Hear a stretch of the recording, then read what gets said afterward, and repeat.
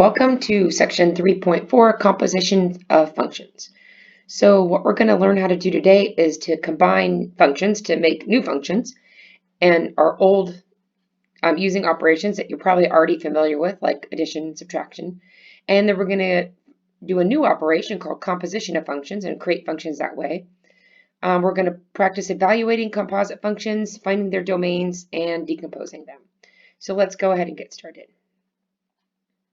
So the first way we can combine functions is by using operations you're already familiar with: add, subtract, multiply, and divide. So let's go ahead and get started with this. It actually behaves the way you expect it to. So let's take two functions, f of t equal to t plus 1 and g of t equal to t squared.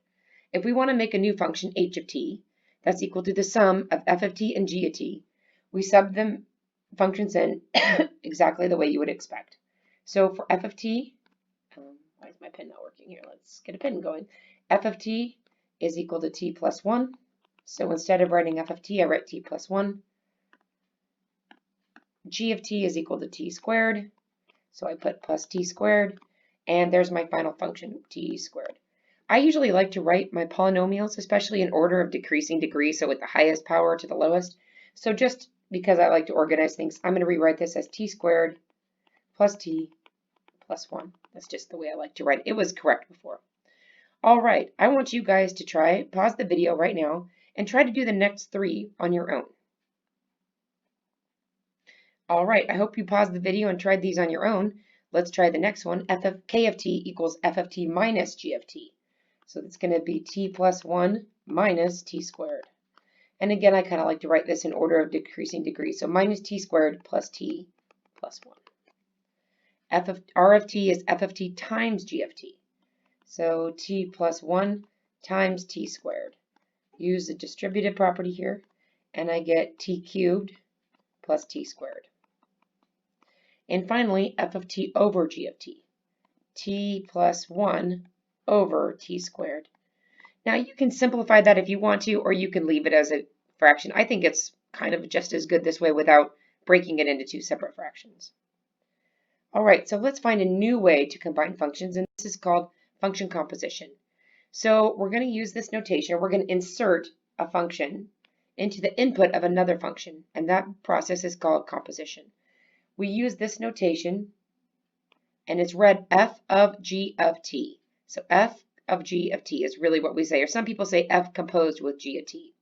Another notation we use is this one with the little circle, and they mean exactly the same thing. And in fact, if you see this one with the little circle, I like to go ahead and remind myself that that's equal to f of g of t. Because to me, that's more clear that I'm going to put g of t in for the input. So let's go back and review what our functions were. I think they're t plus 1 and t squared. So f is t plus 1 and g of t is t squared.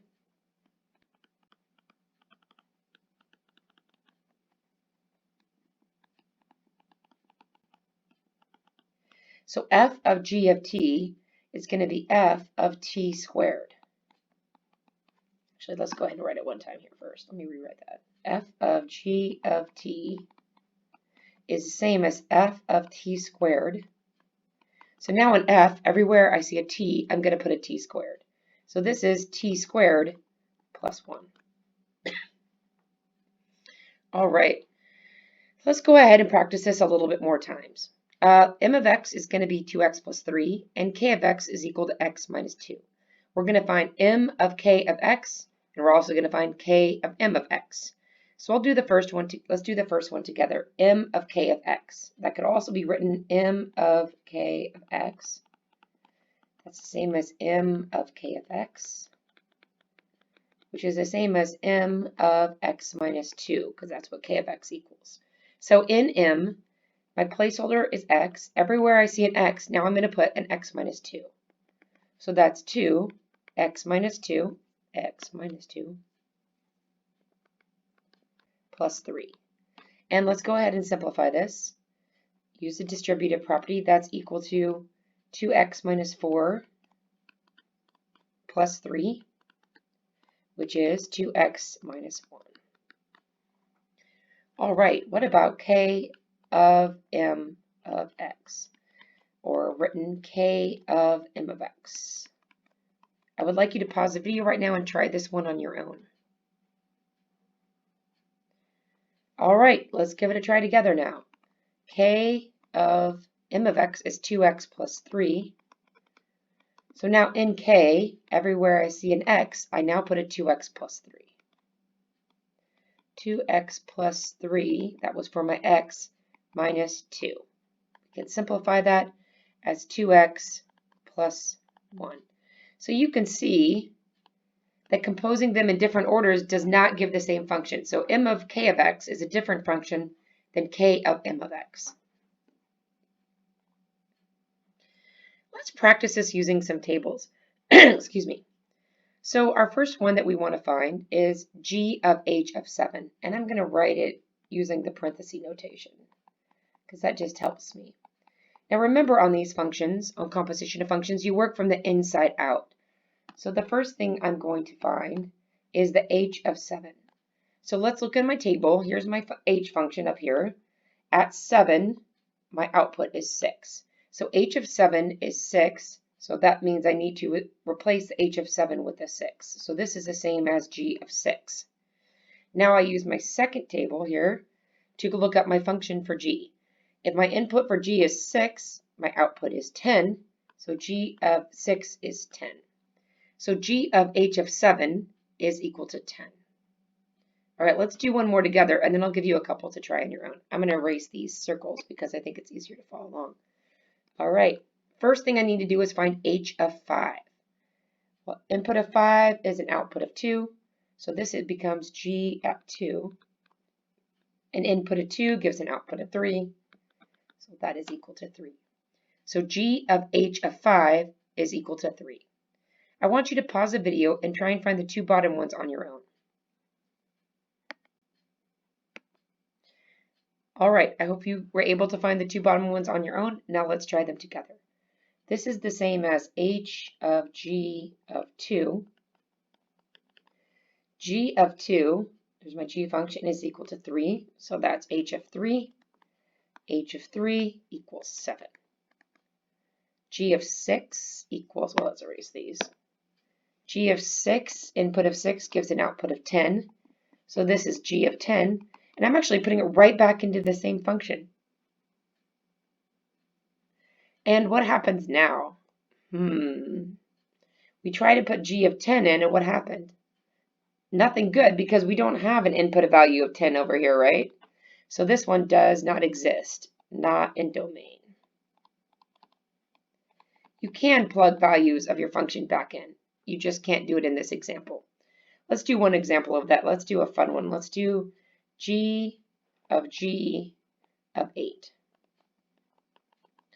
All right, well, g of 8 and the inside function is equal to 8, which means it's just g of 8, which is equal to 8. So you could actually go g of 8 if you wanted to, and you'd still just be stuck in that 8 loop. All right, let's do one more example before we finish this video, and let's talk about interpreting function compositions. So we're given two functions, q of t. And q of t gives the quantity of water in centimeters cubed in a container after t seconds. So maybe we're filling a water jug from a spigot. And h of q gives the height of the water in the container, fill the quantity q of water in centimeters cubed. So the q of t function tells the quantity, so volume, after so many seconds, and the height function, h of q, gives the height based on a particular volume.